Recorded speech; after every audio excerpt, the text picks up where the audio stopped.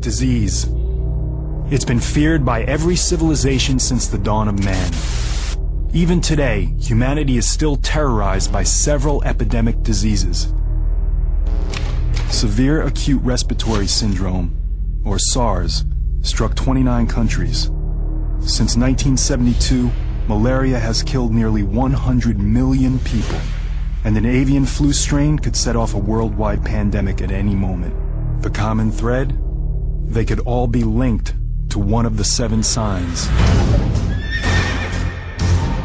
And I looked, and beheld a pale horse, and his name was Death. It's one of the most frightening signs in the entire prophecy.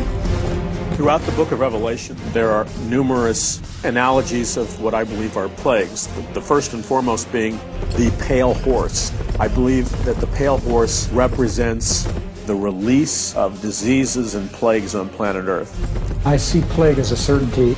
Yeah, it seems like it's just a matter of time before we suffer again. The forces of hell are being unleashed. You have plagues, you have diseases, you have death of almost every type, to the point that the Bible describes 1/4 of the Earth's population perishing. 1/4 of the world. Well over 1 billion deaths. It's a difficult number to comprehend.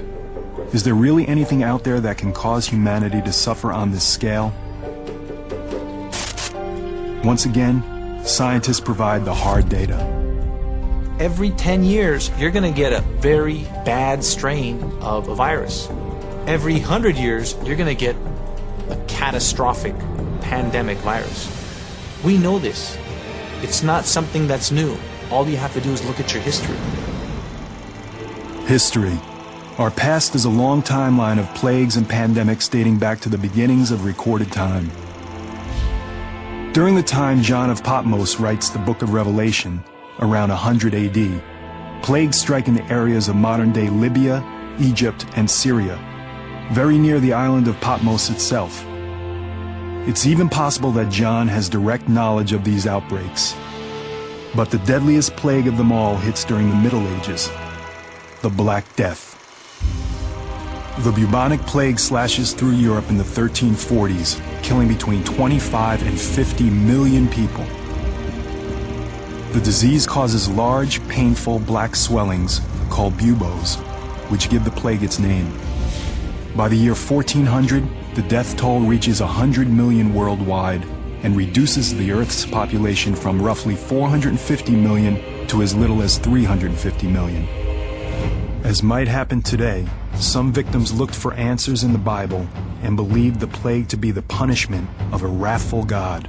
The Black Death was invested with spiritual meanings at the time that Europeans were afflicted by this plague. It was the classic form of punishment that God brings down on earth, not only in Revelation, but even in the account of the 10 plagues in Egypt during the Exodus. So the use of plague as evidence of God's displeasure is an old tradition and can be found very prominently in the book of Revelation.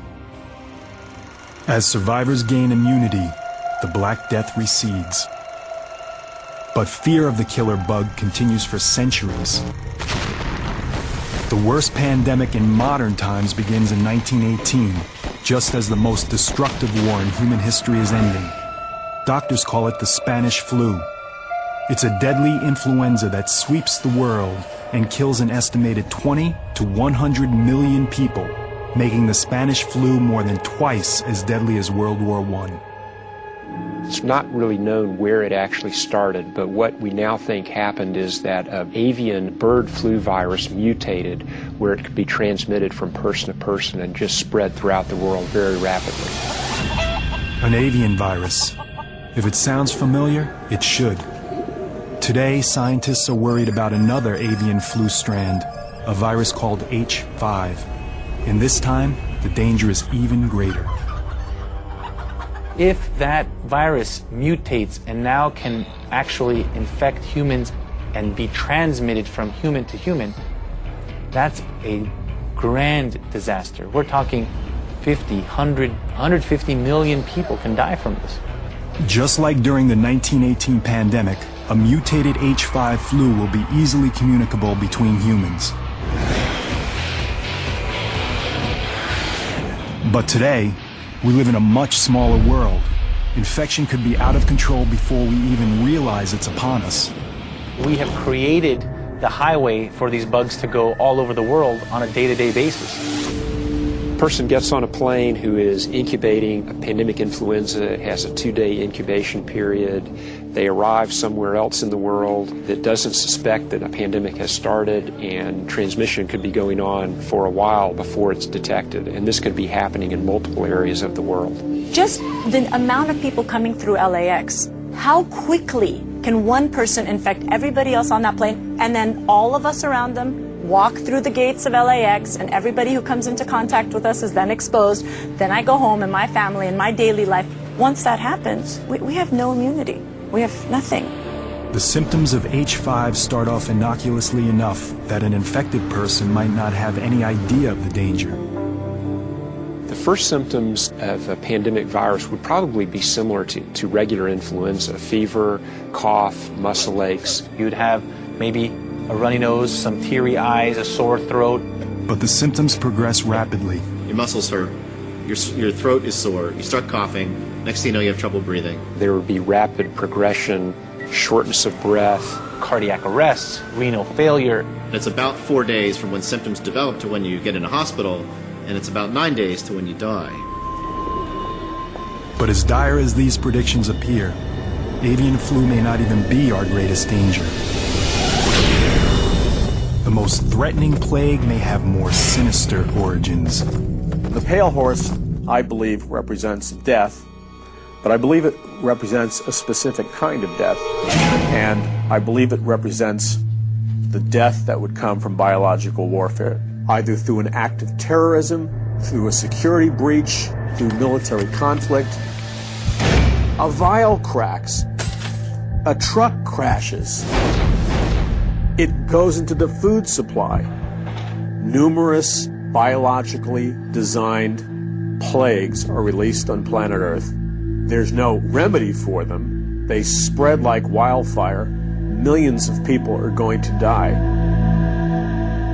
What if we had something that couldn't be contained? It'd take 1, 2, 3 hosts to infect an entire population easily. As an expert on weapons of mass destruction, John Barton understands the threat today's bioengineered viruses pose. With the way bioengineering is adapting right now, I think that is our largest threat. Biological weapons systems are only limited by their delivery measure.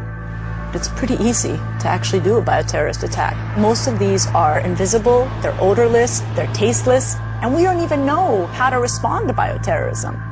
We usually don't have antivirals or treatment ready to go because a lot of times we don't even know what it is. It takes a while until we figure out what it is that we're actually working with the agent.